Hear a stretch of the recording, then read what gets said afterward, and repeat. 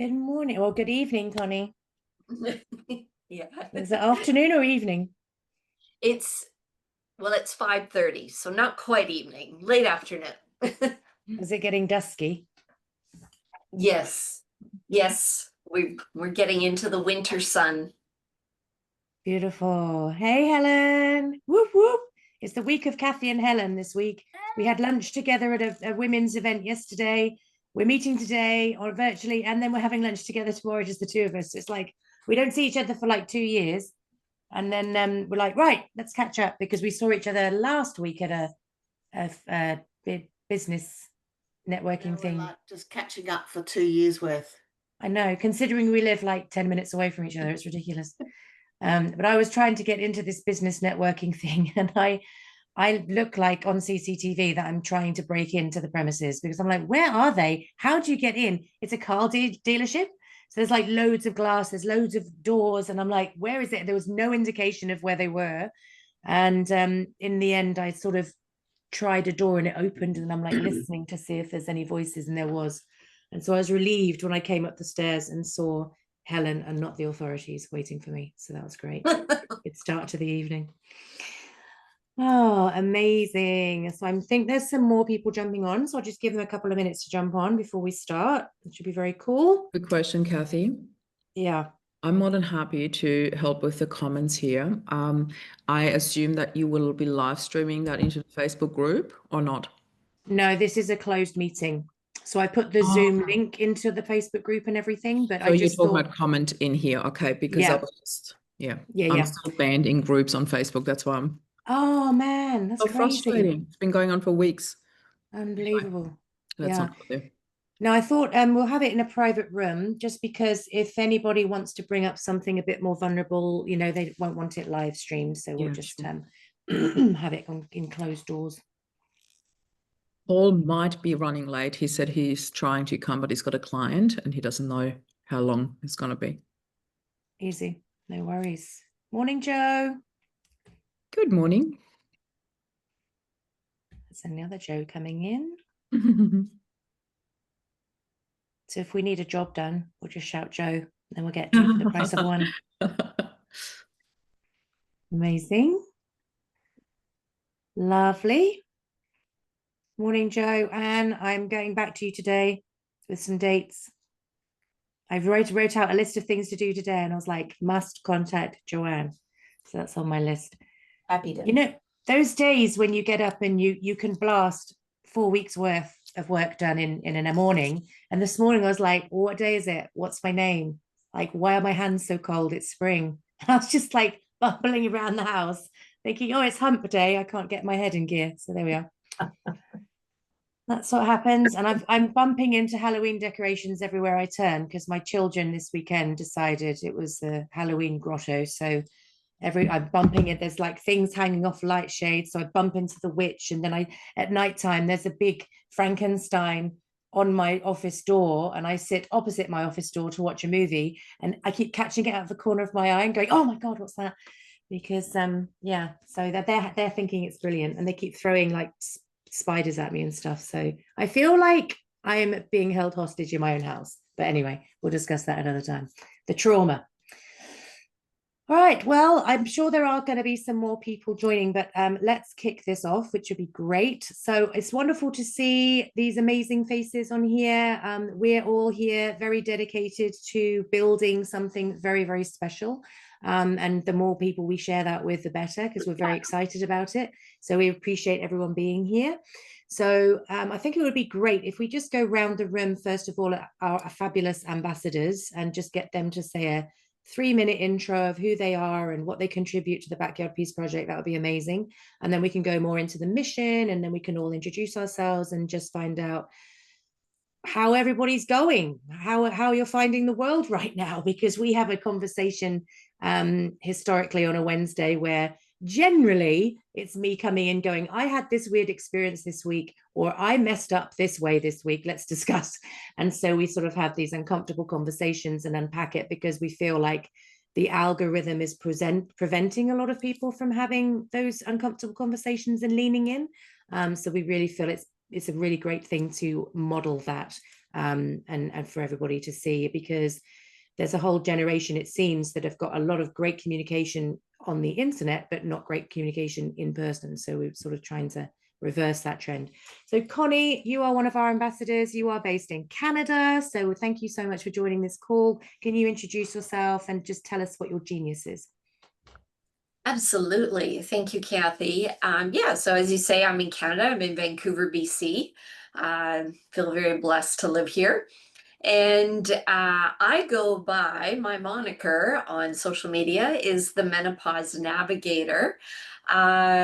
Basically, my training is as a certified nutritional practitioner. This is actually my third career, but basically my whole life career has been a problem solver. So that's what I do, but I am extremely passionate about nutrition and giving the body the support that it needs. And when we do that, it's such an amazing thing. And I just have to say, I always, if you get to know me very quickly, but I'm very open to sharing about everything that's going right and wrong in my life, because I feel like we need to be having these conversations. And I have to say, 9 weeks ago, I thought I was having a heart attack. And Marie will testify to how ill I was looking and feeling, because I went to stay with her in Sydney. And I was just in a state, and it just crept up over time. You know, you're serving the family, you're in the business, you're doing all of these things. My husband's obviously away. He's only home 12 weeks a year. And it just accumulated over time, where it was becoming more and more toxic. And there was one day, yes, I just moved a full freezer, but that's beside the point. And I came away and I thought my blood pressure was absolutely sky high. And I only knew that because I was refused to give blood that week. So I'd gone to donate blood and they said, we can't take it. It's your blood pressure's absolutely through the roof. I said, okay. So I came home, and then I was scrubbing the floor under the freezer, as you do when you're doing a bit of a spring clean. And I suddenly felt really, really unwell. And I thought, oh gosh, I really don't feel well. And that's not like me. I'm pretty robust. Like, I'll just power through. Like the day I went to have my fourth child, I was scrubbing the floors. Do you know what I mean? So I'm pretty robust person. And I thought, I really, really don't feel very well. And I ended up on the emergency team online, and they were assessing me because the nurses that saw me said, this doesn't sound good. Let's put you through. And just to bring the point back to Connie, I've started eating whole foods. Morning, Nicole. And I've quit carbs. I've quit sugar overnight. And it's made such a huge difference to me over the last 9 weeks. I mean, I hadn't realized how big I had got, although eating whole foods wasn't the weight wasn't the motivator. It was my health. Like, I was really concerned about my health. Like, am I going to be here in 10 years' time? That's how I was feeling. But thank God I took pictures before and after, because you know, when you're in progress on something and you look in the mirror and you think, still got a bit to go there, still got a bit to go, still got a bit here, there, and you're jiggling it. And I actually I took photographs, and I can't believe the difference in 9 weeks of the composition of my body. But also, Connie, my moods have stabilized. I'm calm. I'm centered. I don't have that brain fog. I mean, this morning, yeah, I was bumbling around going, who am I? What day is? But that's because I've had a very large couple of weeks. But I just feel so much calmer, and not having that addiction to the sugar and the carbs, which I was 100% addicted to. Like, I would start having physical symptoms if I hadn't had it. I'm not ruled by food anymore. Like, I'm just using it for nutrition, which is revolutionary, because I've never done that in my life, you know. So it's really, really important. And I feel excited about menopause in the fact that I was saying to my husband the other day, I'm hoping that this new radical lifestyle of mine, which has been absolutely easy actually, is going to diminish those symptoms that we all fear of menopause. It will definitely have a big impact, most definitely. It's a beautiful thing being in menopause. I can actually say I love being in menopause. But I want to make one quick point, just because of, the reach that we have within this group. heart attack symptoms in women are very different than they are in men. They're not the classic, left arm pain, and it can actually feel like a physical illness, almost like a stomach flu or something like that, where it can actually be heart attack symptoms in women. So when we're feeling very unwell suddenly, it's not to be taken lightly. And of course, as women, what do we usually do, right? It's like, oh, I'll push through it. I'll be fine. And so, yeah, those are things to be aware of. So kudos to you, Cathy. I'm really glad that you're listening to your body. But the only reason I did, Connie, was because I'd been knocked back for my blood, which I was very offended by. And, that's the only thing that brought it into my awareness was, Yeah. hey, something's up here. And so it just pays to have those regular checks, or just to have, in England, we have something called an MOT, where you have to get your car to pass certain safety standards. Otherwise, they won't insure you and they won't give you rego. And I feel like us as women who have so much on our plates and so much responsibility, and we're juggling so much, and we've been conditioned by society to just push through, take a pill and get on with it, right? Yeah. I feel like we need these sort of regular MOTs to just go in and go, right, what's my blood pressure doing? What are my sugar levels doing? And just make sure, because, oftentimes we do ignore the symptoms, not because we're being negligent, but because we're pushing it aside because there's other priorities, right? And so I think that's such an important point. So look, we're really thrilled, as you know, to have you on the team, because you bring such a beautiful grace and wisdom. So we're really thrilled to have you. Thank you, Connie. Well, thank you. I'm thrilled to be a part of it, and an opportunity to share my wisdom where I can. Beautiful. Let's go to amazing Joanne, one of our fantastic ambassadors, who sorts me out behind the scenes. She checks, keeps me in balance and keeps me in check. And I jump on the phone with her even when she's moving house. She's so great. So Joanne, can you introduce yourself? Thank you. Joanne Brooks. I'm based on the Gold Coast. For context, the moving was to move in with my mum to look after her, 95 years young. So looking after her with my husband, and he suggested it. So it was pretty amazing that he did.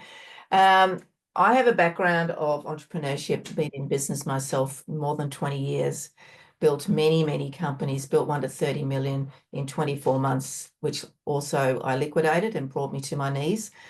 So today I work with women in business to time compress all the lessons that came with that.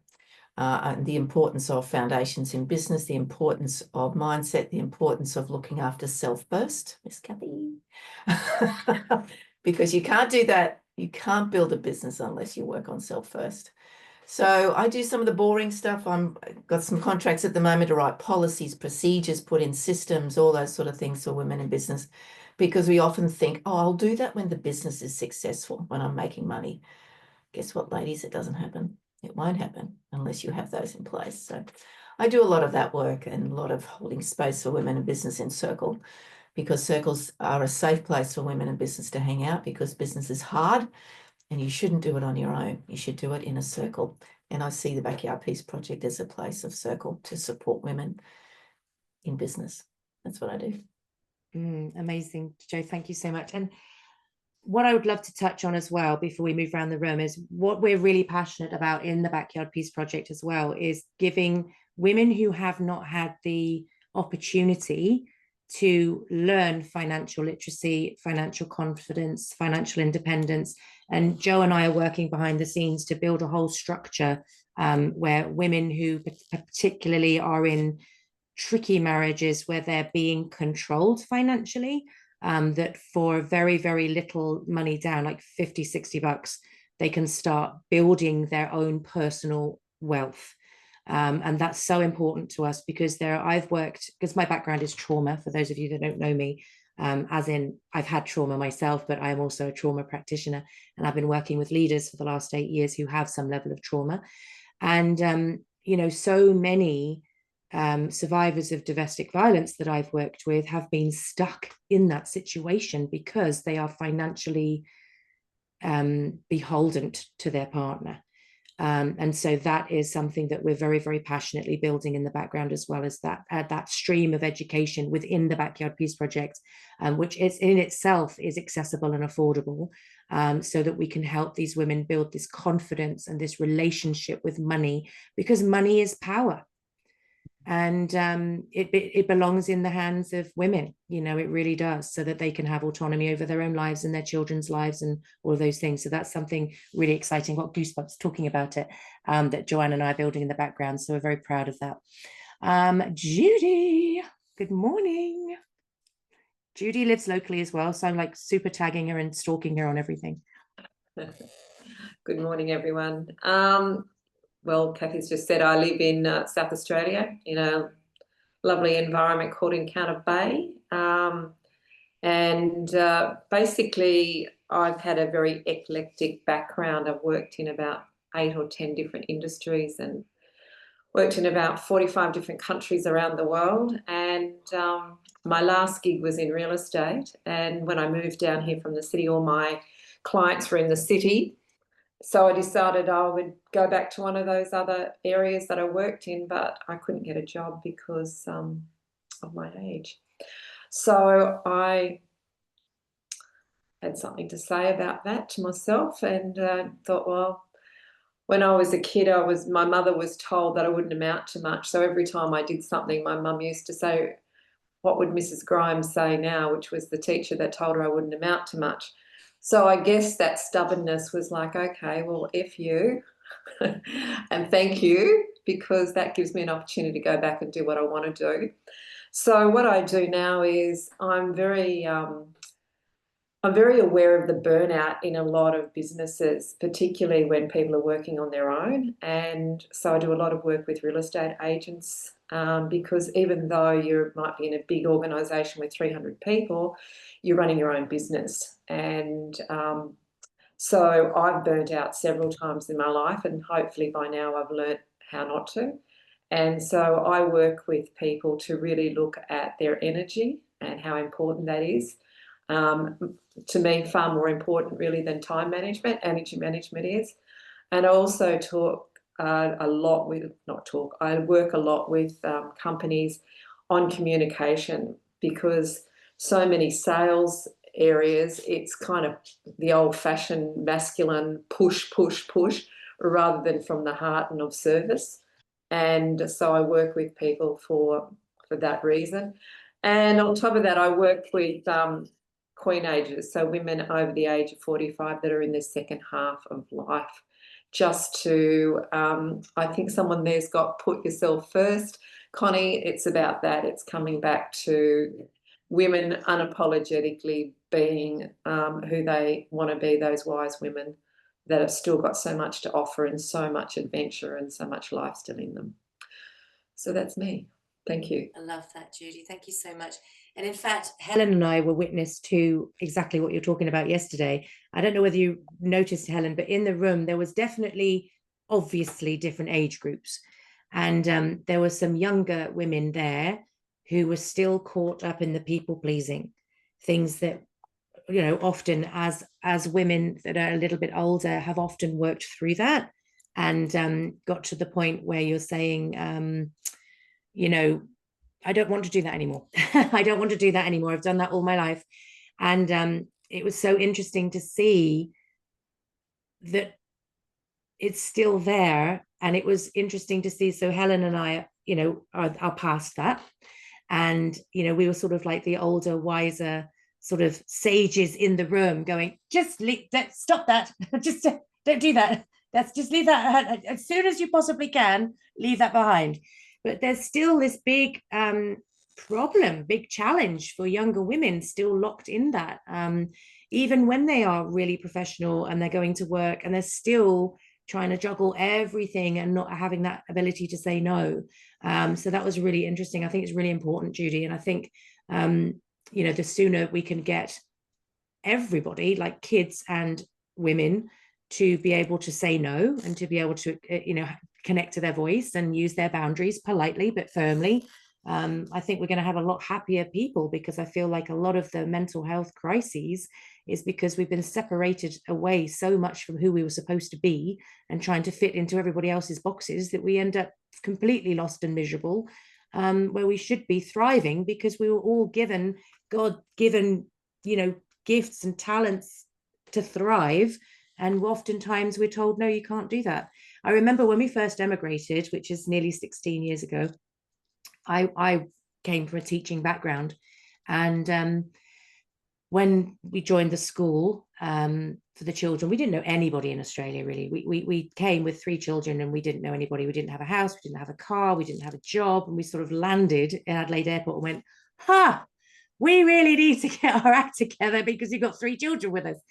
And I remember joining this coffee morning with the school, and they had a speaker in, basically telling all the parents never to nurture their children's dreams. And I'm sat there as an educator going, like, where am I? Like, what century is this? Because they were going, if your child wants to pursue a career in space, you need to say, be realistic. You need to go and get a job here. And I'm like, did anyone say that to Buzz Aldrin or, Neil Armstrong or, all these amazing people that have gone to space? And I was sat there like rocking and slightly twitching in my chair, because I'm like, you've only just met these people, like, try and make a good impression. But I was like completely against everything that they were saying, because when I was educating my class, and Judy is also a background in education, and we've had amazing, passionate conversations about this, it was about unveiling the brilliance of each individual child and connecting them to it, and go, run with that. That makes you special. Go with that. Not, don't have dreams, be an accountant. No offense to accountants, but it's not everybody's jam. Do you know what I mean? Like, go and do what you're supposed to do. So I think it's so, so important. And what we're very passionate about here in the Backyard Peace Project is connecting people to their voices. We've just published our first book. It went to #1 as a bestseller on Amazon, which is amazing. And it was a collection of really amazing, vulnerable, true, authentic stories by a lot of people in this room. And I feel that's so important at the moment, when we're governed by the algorithm. We're seeing false personas on TikTok and Instagram and Facebook, and we're comparing ourselves to lives and people and looks that aren't actually real. So I think it's really important to have that authentic voice out there. So I love that, Judy. Thank you so much. Marie. Hello, lovely people. I am Marie Alessi. Everything I do in life is about bringing lightness to grief. The 2 most intense experiences that I had in my life with grief was, 1 when I was 20 and I lost my dad to cancer, and 2 when I was 45 and I lost my husband to a brain aneurysm. Both experiences vastly different. 1 to my own experience and my age that I was at the time, and 2, nobody teaches you how to handle grief, right? So this is where I come in. I have really learned from experience, and I had also had quite a few different careers in my life. And in the time when Rob, my husband, died, I was actually already in the coaching space, and everything I did was about mindset and redirecting everything I had learned in a mindset space, and then bringing grief into it. How I did it like really badly when my dad died, and then learned to deal with it very differently when Rob died.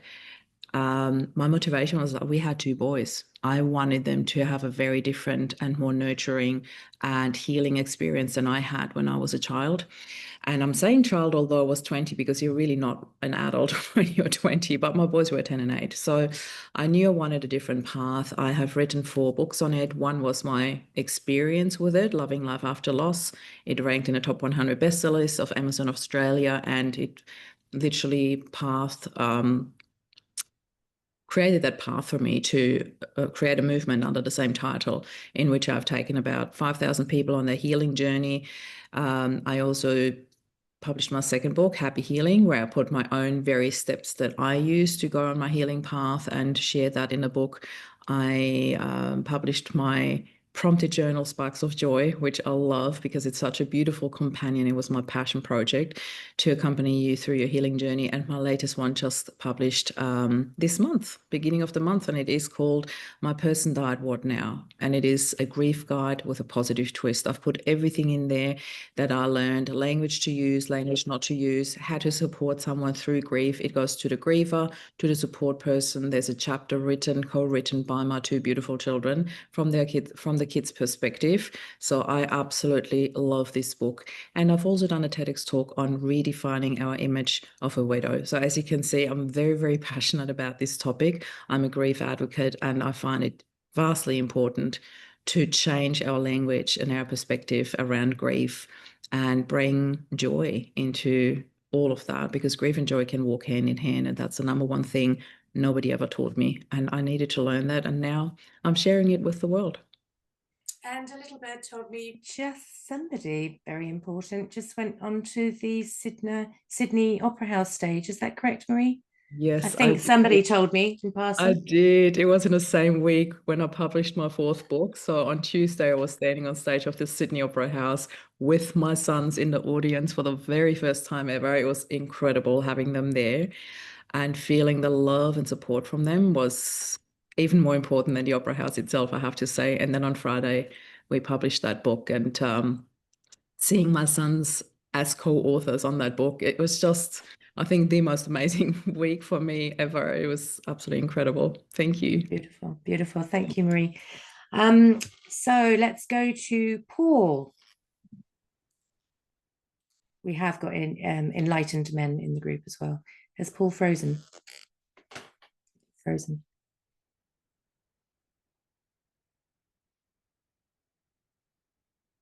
What a slacker. I think he's faking. Anyway. You never All right. know with Paul. We never know with Paul. No, Never know with Paul. He's messing about. There he is. Were you faking? Did you just close your eyes and just stand there? That's what I thought. Yeah, just pretend. No, shut off. Weird. Sorry about that.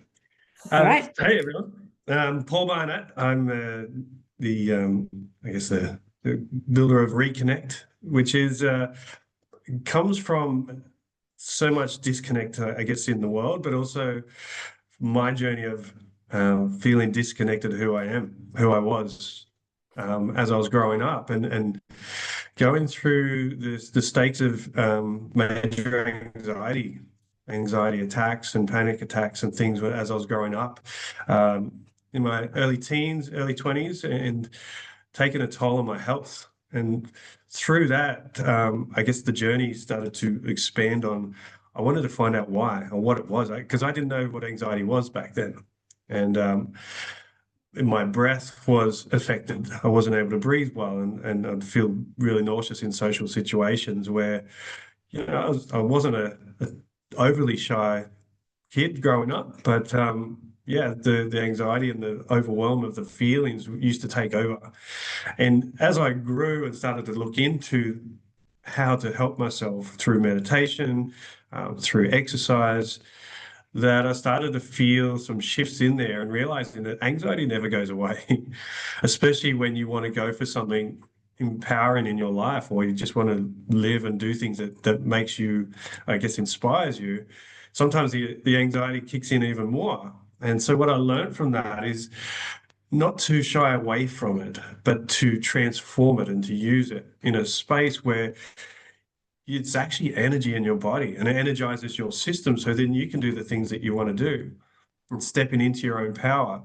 And I think that's probably the key sort of work that I bring in, is empowerment, like not from an outside source, but giving you the tools, simple tools and effective tools that you can use anywhere, anytime, daily, to give yourself that self-acknowledgement that you can do it. You are powerful, and the empowerment comes from within. And we utilize breath work, which allows your physiology to shift the energy of anxiety and stress and overwhelm into a usable source where you can then thrive. As an example, I used to always wanted to teach personal development. I guess just through my journey of going through anxiety, I wanted to help others. But I was scared out of my wits to get in front of people to actually talk to them. Because back then, I couldn't even buy a T-shirt over the shop counter. I would get that anxious. And so I challenged myself on that and messed up a lot getting in front of people because I was so anxious. But then I learned to use the tools of breath, to use my focus of the mission's bigger than me, of being able to get people into a space to help them out of anxiety. Because there's so many people that have a dream, people have a mission, yet anxiety holds them back. And that was me. And so being able to shift that out of that space and utilize and understand that you can use that energy and to thrive with that really impacts your life and your world and how you think about what you do in this world and how you show up. And so I love bringing that onto the stage and being able to talk to people that I know that if I am feeling anxious, it's an exciting thing. I can step onto that stage now and present and talk and coach people because I know that shifts me into my, I guess, a zone where you're just authentic and you're in your own power. And I love giving that opportunity and space for people to learn that that's you all the time if you choose to. And the simple tools that we throw into this mix is breathwork, movement, and mindset, because these are the tools of our physiology and that we have available to us every single moment, every single day. And it's so simple. I love simple, but it's effective because we always have our body with us, and it's about shifting that as quick as you can so you can do the things you love and meet great people. Like I wouldn't have met Marie and Kath and Judy and Joe and everyone if I hadn't been able to transition myself into that space. So, you know, the opportunities that open up for you once you step into that realm, it's so cool. It's really cool. And on the Backyard Peace Project, I have a 7-day transforming anxiety, nice little daily steps that you can easily use to help shift out of anxiety and into an empowered state and start to learn how you can live well and use the anxiety and the stress and the overwhelm of the world, because there's a lot happening at the moment. And let's get out there and thrive. And that's my mission, is that helps you to be more compassionate, helps people to care more about other people. And the drive within this project is that mission to expand that beyond ourselves and out into the world. Love it. And what I love as well is Paul's working with young people and kids as well. So really teaching them the skills. So that's really exciting because our kids are like full of anxiety. Like my son yesterday, he just got up and I could tell he was off. He's 15, no, he's 16. He's huge. He's the biggest of the whole family. We're like, listen, what's going on with you? And I could just feel like he was off. Do you know what I mean? You're like, you know your family, you know your people. And I was like, are you all right? And he was like, yep. And I was like, okay. So I'm like doing lunch boxes and throwing food at their heads for breakfast and all of the things in the mornings. And he just wasn't firing right. And I said, are you okay, darling? Like, what's going on? And he went, I'm just not feeling it today. He said, I just feel really flat. And he said, I just can't see how I'm going to get through the day because of, you know, pressures of the school and the curriculum and the lessons and everything. I said, well, look, sweetheart, I said, I'm actually out. I said, Helen's forcing me to go out to a women's lunch today. So I said, I can't come and get you. So I said, you need to be thinking, am I going to be able to manage this through the day, or am I not going to be able to manage this through the day? Because we have had times when I have gone and picked him up in the middle of the day because he's like, Mum, I can't do this. I'm like, okay, because I'm a big believer in mental health days. Like I feel like sometimes the world just gets too much. Like, and my kids are on the spectrum as well. So I like the tenfold for them. And he said, actually, Mum, I think I'm just going to stay home. I said, okay, that's fine. So he went and got changed. And, you know, I got the other two on the bus.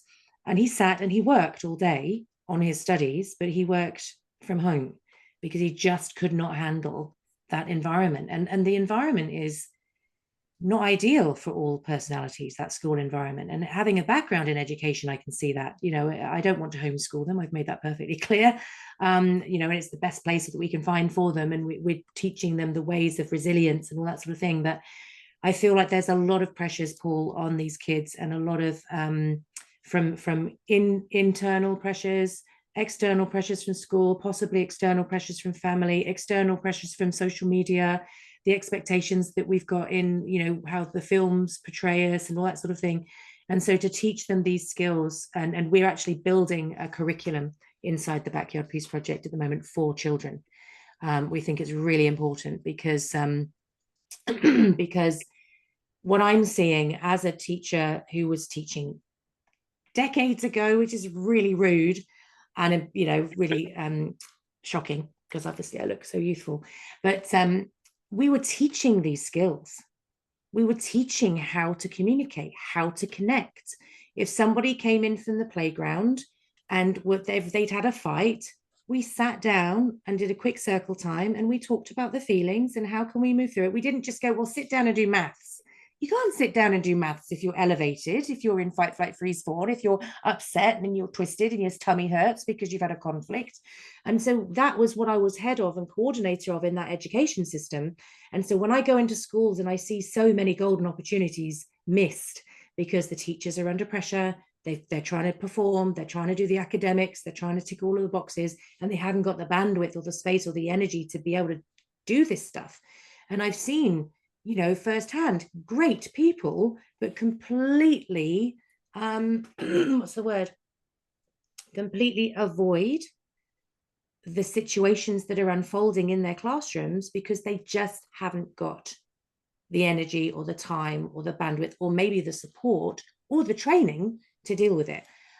So we're actually building out this beautiful curriculum called the 12 Pillars of Leadership for children. And of course, what are we teaching? We're teaching kindness, we're teaching communication, we're teaching social skills, we're teaching fairness, we're teaching honesty, we're teaching all of that, but we're marketing it as the 12 Pillars of Leadership. Because if you say we're going to teach your kids how to be kind, I'm not sure we're going to have the uptake. But of course, this is what leadership is, right? It is all of these things. Like, you can have an amazing academic record, but if you can't communicate and connect with your people, you're not going to be able to lead. So we're really excited about it. We've got a fantastic team working in the background building that curriculum. So we're very excited to start partnering with schools to do that. So thank you, Paul. Let's go to Nicole, one of our best-selling authors who was featured in our book. Thank you for joining us. Thank you. And thanks, everyone. I've just listening to everyone's stories now as well. It's amazing. I can just relate somehow to every single one. So it's very good. Everyone talking here. My name's Nicole. I'm from Melbourne, and I started my career in the finance and investments. I spent about 20 years there. When I was around 40, I was in a financial abusive relationship, and I decided to change careers as I got divorced. So I went into financial counselling, where I'm working now, and my main thing is helping women, I guess, as well, who are in the same family violence, and helping them move through. And I absolutely love what I do. It took me a while because, the whole drop in income thing, but just nothing, just the last few weeks, just the outcomes that I've had for some clients has been it's actually brought me to tears as well. But and this year I've started a coaching business as well. So helping divorced women, move through more money and mindset as well, and building wealth. And I think, when I got divorced, I left the relationship, and I had to start from scratch. So it's just moving through all that mindset and law of attraction, just building self-belief as well, and a few of those little money tips that I share with my clients now. So yeah, that's how I met Cathy as well, through the coaching. And yeah, I think being able to build on your own, when you've got your own story and your own life experience, and just having that, compassion. I absolutely love what I'm doing now, and just seeing the change in people as well.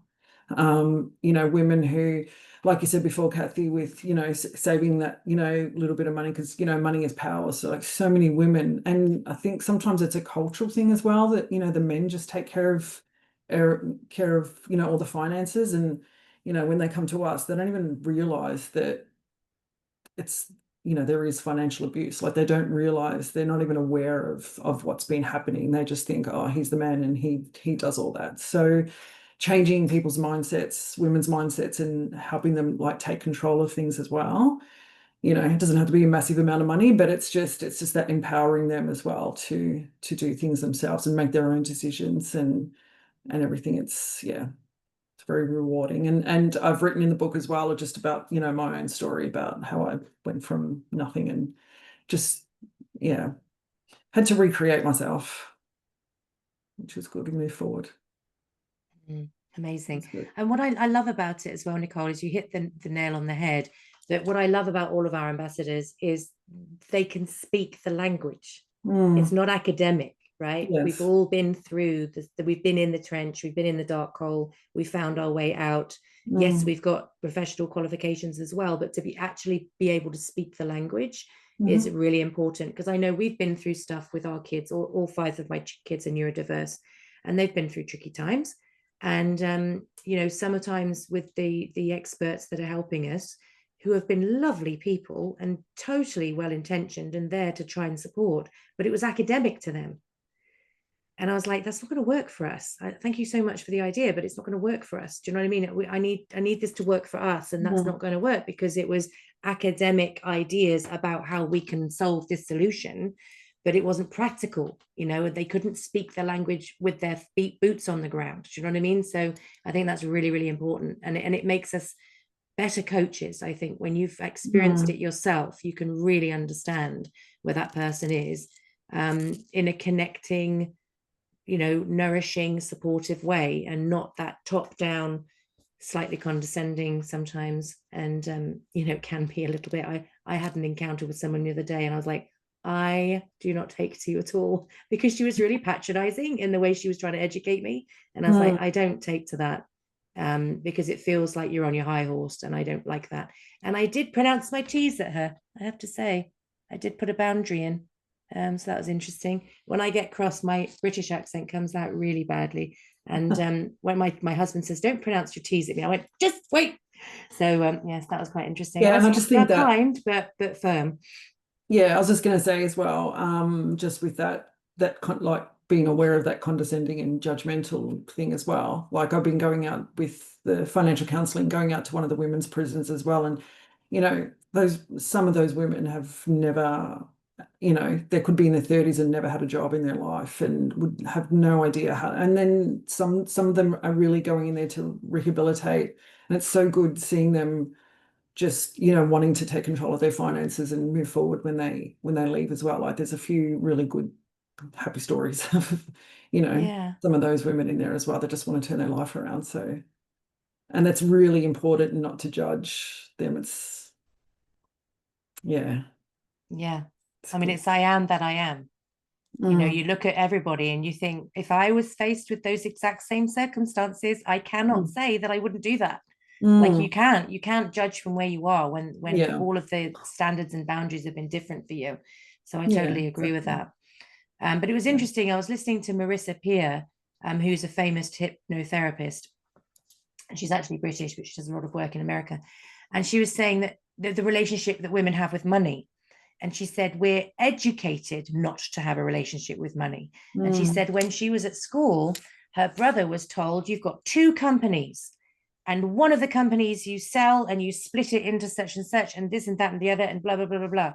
And then she said, and I was told you've got 4 apples and you have to give half your apples away. So she said, my brother has not only made a profit from selling his company, he's still got another company, but I had to give away 2 of my apples. Do you know what I mean? It was like, it's a completely different way of teaching.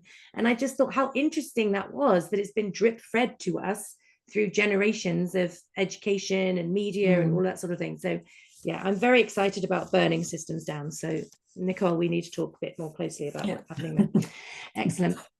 Helen, we'll go to you next. Thanks, Cathy. I'm a web developer, so I'm probably a little bit out of left field. I'm in the company of great coaches at the moment. But I work with small businesses to help them be seen online and build great digital first impressions. So I'm really passionate about getting small businesses to be seen online, because it's a very, very busy marketplace out there. And people who take the step to actually go, hey, I want to run my own business, sometimes that can be really frightening for them, and a really huge leap. And so I'm really just passionate about helping people have the best digital presence that they can have, and make sure that they're seen. But I guess, from a personal perspective, I've always been a lover, not a fighter. And so when the Backyard Peace Project came on, and I've watched Cathy's, what she's been doing probably for 8 years now, and we've connected over that time. She lives about 11 minutes up the road from me, which is great. I know that what she's doing is something of value. I might not completely understand it, but I know Cathy well enough to know that it's going to be something of really great value. And I am a great believer that peace begins in your own backyard, and you can't change anything except your own mindset and the way you behave and the way you perceive things. And everybody else, that's their concern. So yeah, I guess I'm a supporter, and I'm a bit curious. So that's why I'm here. Amazing. Thanks, Helen. Thank you. When everyone's introduced themselves, I will explain a little bit more about what the Backyard Peace Project is, and how it's evolving. So thank you so much for bringing that up. Jo. Hi, everyone. My goodness, what a breath of fresh air. I'm a therapist and life coach. I work mainly with women, but do work with men. And I've got a 10-week program. So it's let's get in, let's get rid of whatever this is that you're struggling with. I have women come to me that have been seeing some form of therapist for 5 years, basically paying their mortgage for them. And I find that quite unethical. I think if you're good at what you do, you can help people really. And they may choose to keep coming, but let's really get in and do it. And I work with mostly women, some men, and it's about empowering them. And I've written down here words that you guys use: connecting to self and finding peace, and working with that unconscious mind in a child, that little boy, that little girl, who has heard people tell them, you can't be an astronaut, or you can't do this, or be quiet. And so they have no voice. All of those kinds of things that are sort of buried in that unconscious childhood, that when people get to be adults, they end up stressed, anxious, depressed. There may be trauma in that childhood. I also work in grief and loss, not so much immediate, a little bit of that, but mostly down the track. If someone's maybe struggling with complicated grief, or it's they haven't been able to move on, that kind of thing. I'm really passionate about it. Really, really passionate about it. I looked for years and found it. What are we? I'm 63 now, so I found it in my mid-50s, the modality that I use after searching for quite some time. I divorced in my mid-40s, so I did the start again thing with not very much. Been there, done that. Had my own grief journey. My sister died when I was 14 months old. So back in the 60s, there was no, and this is nothing against my parents, there was no education around the alertness of a 14-month-old baby and what they're actually picking up on. So a lot of my stuff came from that kind of thing. Excuse my dog scratching in the background if you can hear that. Yeah, other forms of grief throughout my life. Worked in a really toxic workplace and left there. Family business with my husband was shut down through government rubbish, and then lost both my parents last year within 16 weeks of each other. And I have to say, it really shows when you've done your work, like Marie was saying. The grief I had at 15 when my best friend died in a car accident compared to losing two parents, my journey was completely different, having the tools to get through that year, and cared for mum and dad quite a bit before they both passed. I think what I'm really passionate about is finding peace in the chaos of the world at the moment, and it's doable. you guys are proof of that. And the other thing is about empowering women. So recently, for I'm not sure what reason yet, but I'm sure it will become apparent, I've been shown a lot of women who mean well. They're generally 40-ish and under, disempowering women with their language of, you know what, you're going through menopause, and look, just get through it, just live with it, just, there's nothing you can do about it, basically. And I just want to stand up and scream, but don't. And the same with anxiety. Wear it like an overcoat. It becomes the identity. And I've worked with women who would you be without it? And they go, I don't know, because they've lost that sense of who they really are, because they have taken this anxiety or whatever it is on so much. So I guess that was the breath of fresh air to come in here and hear this empowering language that I haven't heard in the last couple of weeks a bit. And I actually did a LinkedIn post about it, thinking, who am I going to annoy with this? But too bad. It needs to be said that not just women, all of us empower. Don't tell someone that that's your lot and you have to put up with it, because it's not. So yeah, I guess that the peace word is what drew me in to popping in today, because I like to think I help the planet find peace one person at a time, because it's very much one-to-one work that I do with people. Yeah, and I'm still on my own journey too. As we all are. But I mean, think about the ripple effect of each person that you touch. Do you know what I mean? Like that, the ripple effect can never really be measured, because they take that with them. And that's the whole mission that we're on, is to, Backyard Peace Project is world peace begins in our own backyards. It begins with us, and everybody in this room knows that. And there's some resistance to that outside. There's it's everybody else's fault but mine. But if we want to see peace in the world, how are we dealing with everyday conflict?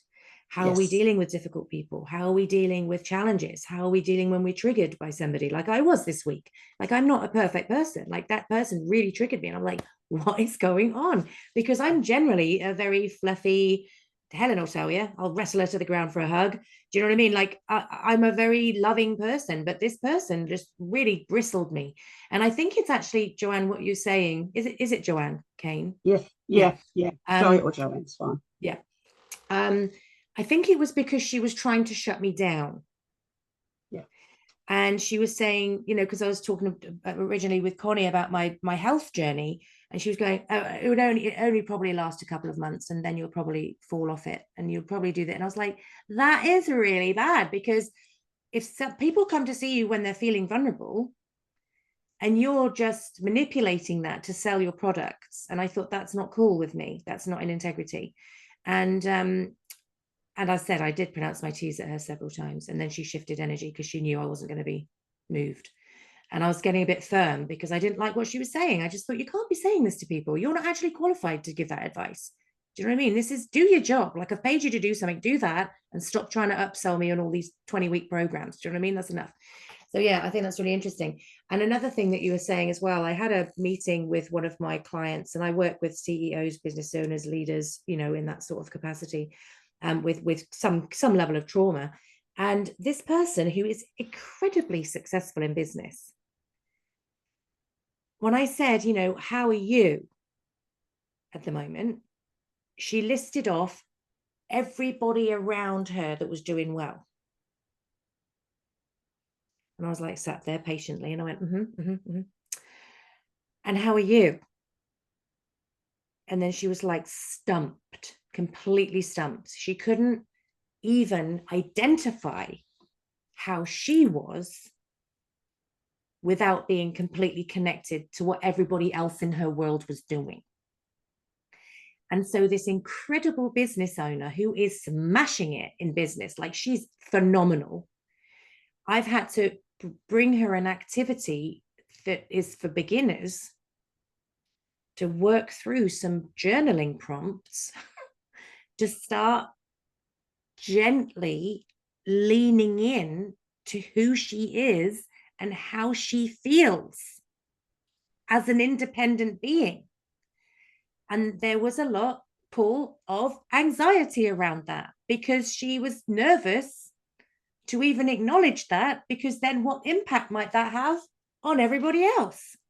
So it's a big thing, especially with accomplished women as well, and accomplished men. I work with men as well, mostly women, but I do work with some enlightened men. And I was working with a guy overseas recently, and all I did for 45 minutes was listen, because he did not have the space in his life to be heard. And in that 45 minutes, he cried, he argued with himself, he basically worked through it himself. All I did was hold the sacred space. That's it. Mm-hmm. So there's so much going on right there. And nobody is immune to it, is what I'm trying to say. Nobody is immune to it.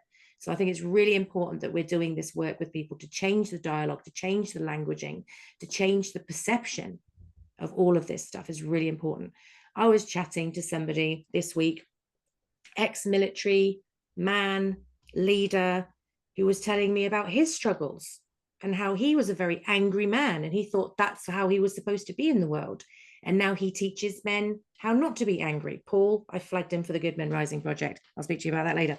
But, you know, I'm just pulling people in left, right, and center. I'm like, I'll have you, and I'll have you, and I'll have you, because there's this amazing team that we're building. So I think every time we speak, it's about connecting people to who they are, connecting them to their voice and their power. And that's so important. Anna, darling, are you in a position to speak or no?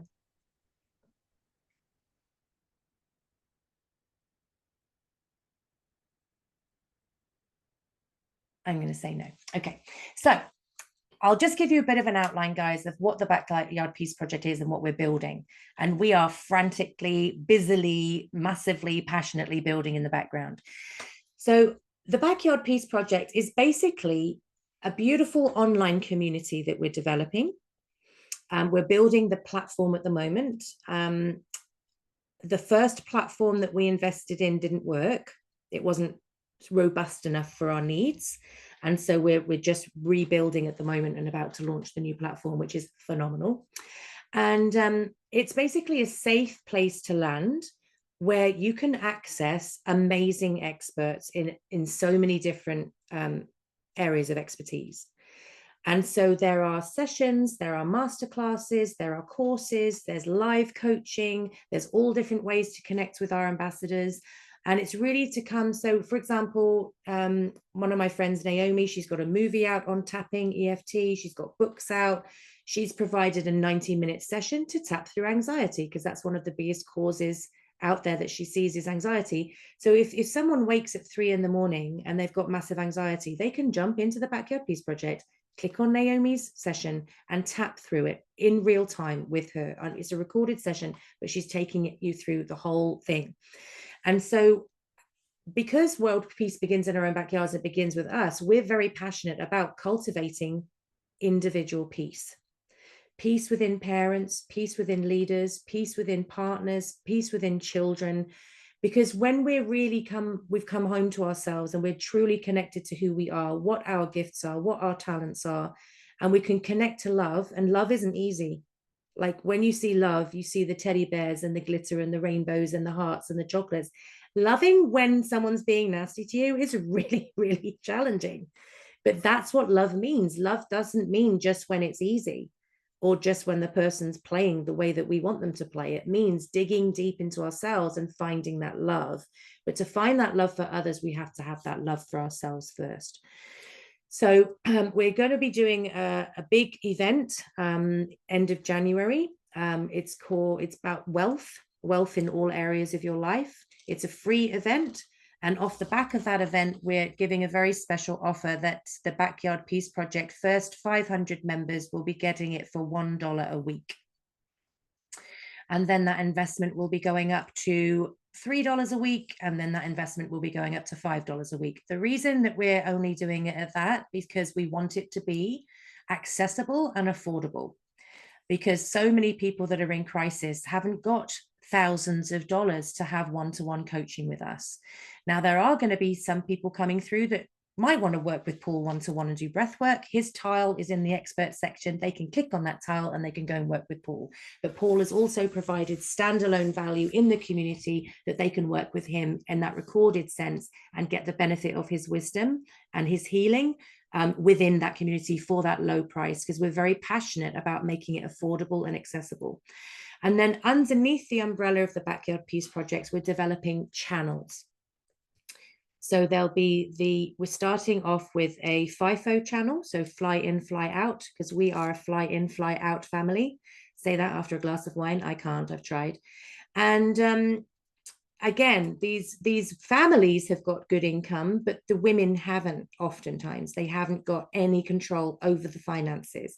And that's why Joe and I are so passionate about building out this curriculum for them, because with their children on their laps, they can start to build their own wealth. They can put as much into it or not as they want to. We're very, very excited about that, because financial independence for women means they escape from bad situations. It means that they have autonomy. It means that they can have a voice and they can be strong. So and also we're building the Kids Zone channel, which is we're building out the curriculum. We've built a team for that, which is amazing, because we want to support the children within the families, because it's not specifically just for FIFO families, but FIFO families are oftentimes fractured in some way. And even my family, which is a FIFO family, we're a very loving, very connected, very solid family. But I had to sit down and have a conversation with my 8-year-old the other day, explaining, no, Daddy lives with us. He goes away to work. And all since she's been born, that's all she's ever known, is that Daddy goes away for a long time and then he comes home and then he goes away. I mean, when she was little, she wouldn't go near him, which was very sad for Ian. So we understand the intricacies of that. And so that's oftentimes there's a fracture in the relationship because it's really hard. I know my husband's only home 12 weeks a year. I'm an immigrant. I don't have any family support here. It's been tough raising 5 kids in this environment. So I totally get it. And I'm really, really passionate about supporting those families. And we want the children to be supported, which is why we've got the 12 leaders of 12 pillars of leadership coming up.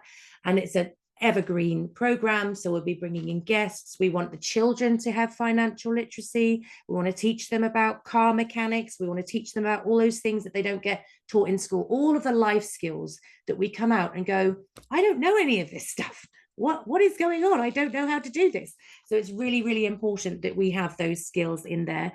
And we've got the Good Men Rising channel coming, being developed in the background as well, because at the moment, there's a lot of male leaders calling out the misogynistic behavior of other men and highlighting it and condemning it, which is great.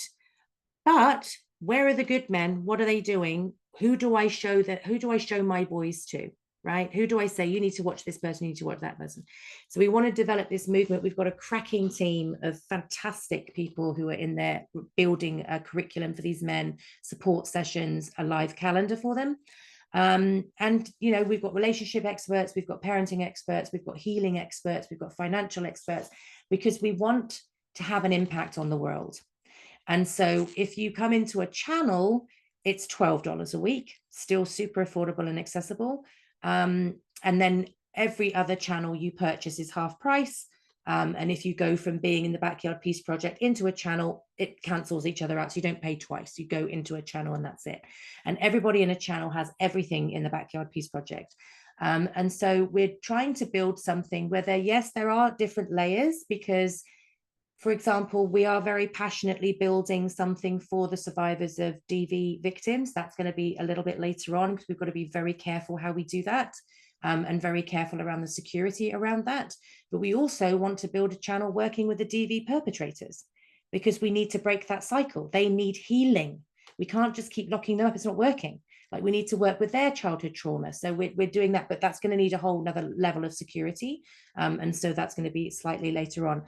But the reason that we've made the channels is because we want people to be able to land in the place where other people can speak their language. So if someone jumps into me and talks about FIFO, I get it.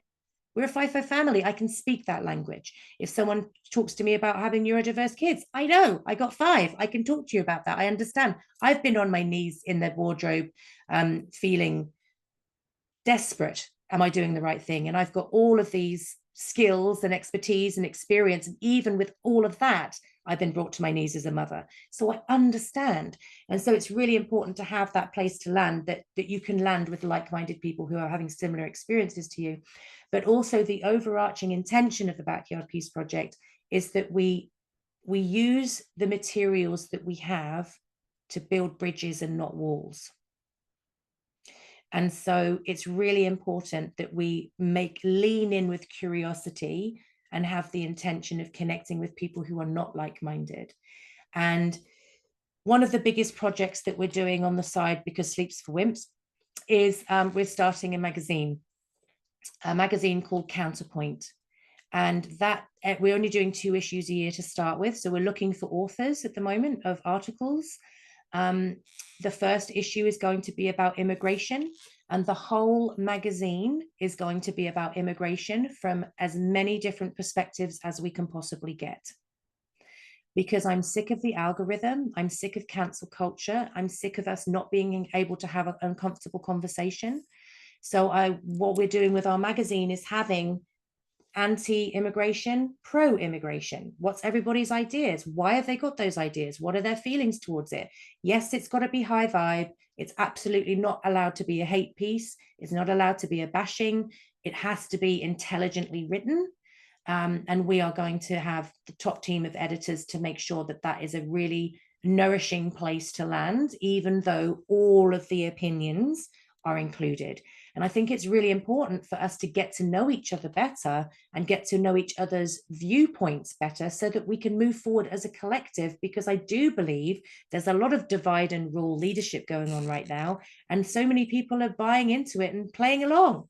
And unless we build the bridges between each other and move forward collectively, it's not going to benefit any of us.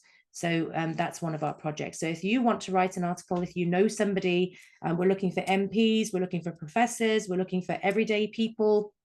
We're going to get kids involved in what they understand about immigration. I'm an immigrant family. Everybody in my family is an immigrant here.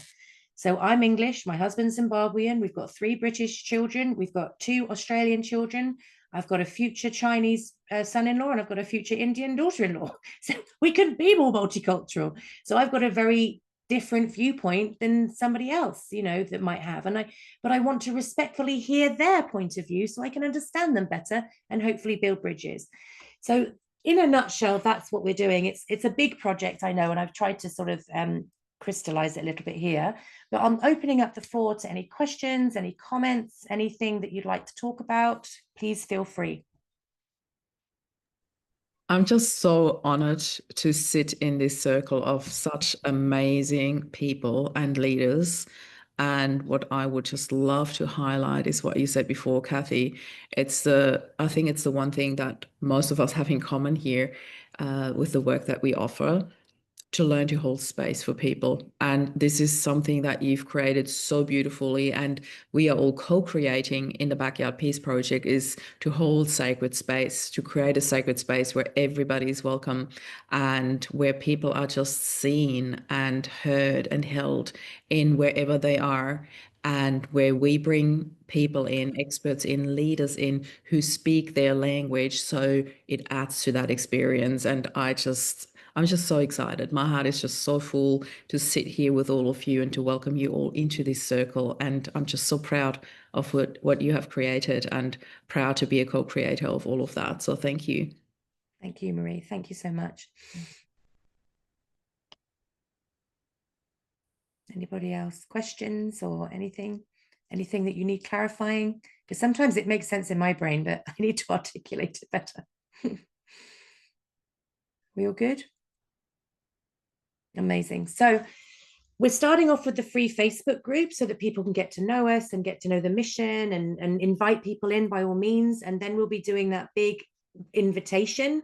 And obviously the first 500 members get this $1 a week for life, which is very cool, because we really want to get bums on seats. We want to get the community. Without the people, there's no community. Without the community, there's no movement. And so we're very, very passionate about that.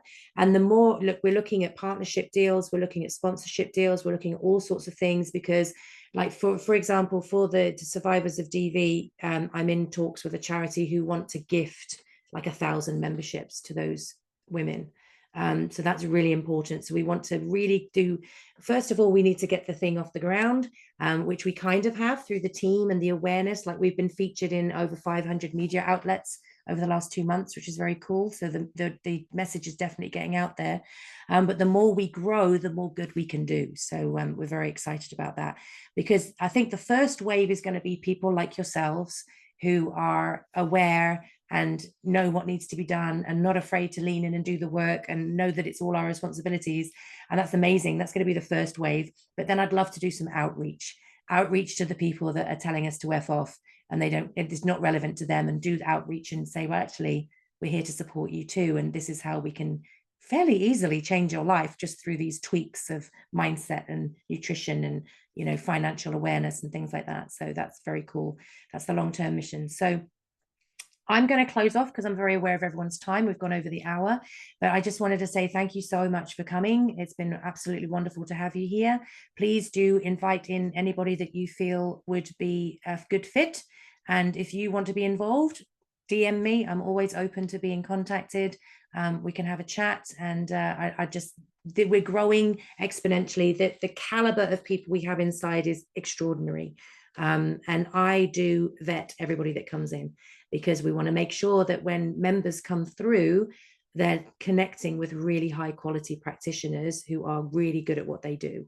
And so that's why I meet everybody that comes in. And I'm nosy and I want to know everybody because I'm a people person. So thank you so much, everybody. Anybody want any closing comments, or are we all ready to leave? No, just thank you as well. It's been good to meet everyone and hear about everyone as well. So it's good. Thanks. Beautiful. Yeah. Thank you, Cathy. Thank you. Thanks so much, everybody. Stay in touch, and there will be another meeting soon. So keep your eye out for it. Thank you. Bye, everyone. Okay. Bye.